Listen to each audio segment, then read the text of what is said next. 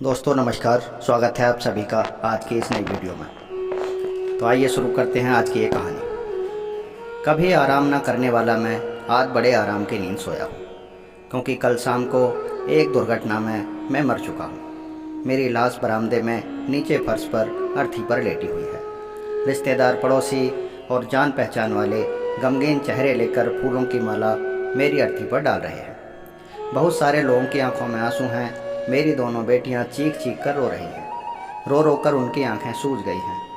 मैं दूर खड़े होकर सबको देख रहा हूँ, लेकिन मुझे कोई नहीं देख पा रहा। मैं सबको धकेल धकेल कर बोल रहा हूँ, मेरी तरफ देखो, मैं यहाँ हूँ, मुझसे बात करो।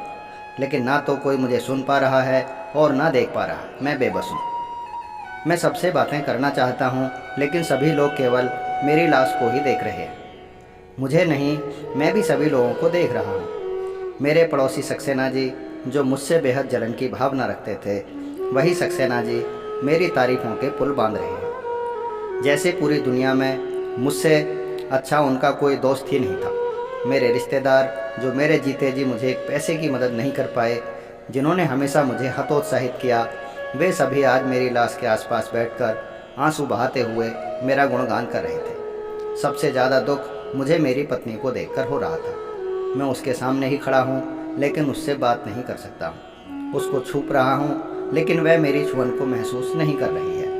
मैं उसको समझाना चाहता हूँ कि मैं उसके पास हूँ, लेकिन कितना बेबस हूँ जो अपनी अर्धांगिनी को चुप नहीं करा सकता हूँ, उसके आंसू नहीं पहुँच सकता हूँ। तभी किसी ने आवाज़ दी कि अर्थी को जल्दी शमशान घाट ले चलो, क्योंकि कुछ ही देर में बॉडी से बदबू आनी शुरू हो जाएगी। जिस शरीर पर मैं महंगे महंगे परफ्यूम लगाकर, महंगे महंगे कपड़े पहनकर शान से निकलता था, आज उसी शरीर से लोगों को बदबू आने का डर सता रहा था। खैर, मुझे उठाया गया। मेरे पड़ोसी और रिश्तेदार मेरी अर्थी को कंधे पर रखकर घर से बाहर निकलने लगे। मुझे कुछ रिश्तेदार आंसू निकालकर पहुंचने लगे। मेरी बेटियां और मेरी बीवी तो मानो सुध बुद्धि खो बैठे थे। रो रो कर उन्हें देखकर मेरा कलेजा फटा जा रहा था। लेकिन आज मैं कितना बेबस था। जैसे ही लोग मेरी अर्थी को उठाकर घर से बाहर निकलने लगे, तभी किसी ने जोर से आवाज़ दी, रुक जाइए, इनका बेटा ऑस्ट्रेलिया से वापस आ गया है, उसको अंतिम दर्शन करा दीजिए।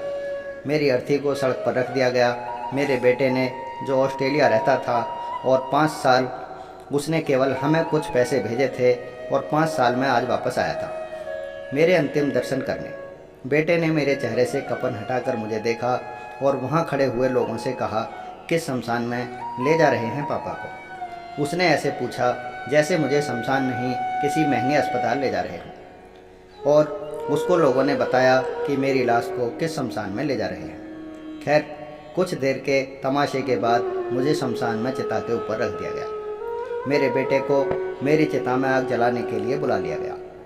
धू धू करके मेरी लाश चिता में जल रही थी। जिस शरीर पर कभी रसोई में कुछ काम करते वक्त जरा सा गर्म तेल का छींटा पड़ने पर मुझसे पहले मेरी पत्नी की चीख निकल जाती थी, उसी शरीर को घी डालकर जलाया जा रहा था। जिस शरीर को मैं आईने के सामने खड़े होकर बार बार निहारता था, वह शरीर चिता की आग से पिघल पिघल कर जल रहा था। जो लोग थोड़ी देर पहले आंखों में आंसू लिए हुए थे, वह लोग अब एक दूसरे के साथ जगह जगह झुंड बनाकर गप्पे हाँक रहे थे। कुछ कुछ हंसी मजाक भी शुरू कर चुके थे। मेरी चर्चा अब लगभग उनकी बातों में नहीं थी। तभी मेरे बेटे ने कहा, मेरी वापसी की फ़्लाइट है, मैं ज़्यादा देर नहीं रुक सकता।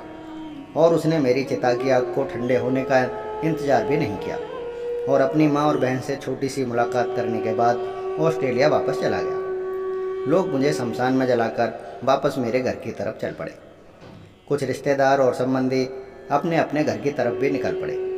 कुछ लोग मेरे घर पहुंचकर मेरी बेटी और बीवी को दुनियादारी की कुछ बातें समझाकर अपने अपने घर को निकल गए। यह सब मैं बेबसी से देख रहा था। 4 दिन हो चुके थे मेरी मृत्यु हुए। घर का माहौल अब धीरे धीरे सामान्य होने लगा था। परिवार के लोग ठीक से खाना खाने लगे थे। मेरी बेटियां भी वापस अपने ससुराल जा चुकी थी। मेरी बीवी ही अकेले घर पर रह गई थी। वह मेरे फ़ोटो को देखकर दिन में कई बार आंसू बहाती, और कई बार तो मेरी तस्वीर को अपने हाथों से छूकर देखती, जैसे मैं निकलकर अभी उससे बातें करने लगूंगा। उसकी आंखों के आंसू अभी भी नहीं सूखे थे। वह सूखकर आधा हो चुके थे।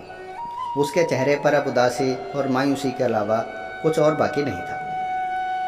धीरे धीरे आज 1 साल बीत चुका था। मेरी मृत्यु हुई। आज फिर मेरी बेटियां, दामाद और कुछ रिश्तेदार मेरी बरसी पर आए हुए थे, लेकिन आज मेरी चर्चा बिल्कुल भी नहीं थी। बस सभी लोग अपनी जिम्मेदारी पूरी करने में लगे हुए थे, जैसे 1 साल में एक दिन का एक त्यौहार मेरी बरसी के रूप में उन्हें और मिल गया हो।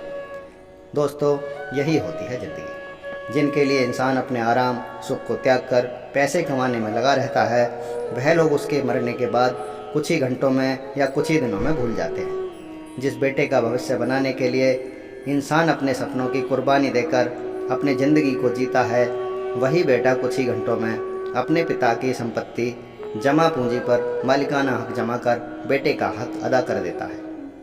वही बेटियां जिनकी शादी के लिए इंसान ज़िंदगी भर अपनी पसंद के कपड़े, खाना पीना सब कुछ त्याग देता है, वही बेटियां आपकी ज़िंदगी के बाद कुछ ही दिनों में आपको भूल जाती हैं। सबकी ज़िंदगी बहुत जल्दी सामान्य तरीके से फिर से चलने लगती है और हम जीते जी यही सोचकर परेशान रहते हैं कि अगर कल हम ना रहे तो हमारे परिवार का, हमारे बच्चों का, बीवी का भविष्य क्या होगा। इसी चिंता में पूरी ज़िंदगी बिताते हुए एक दिन इस दुनिया से विदा ले लेते हैं। यही ज़िंदगी का सच है।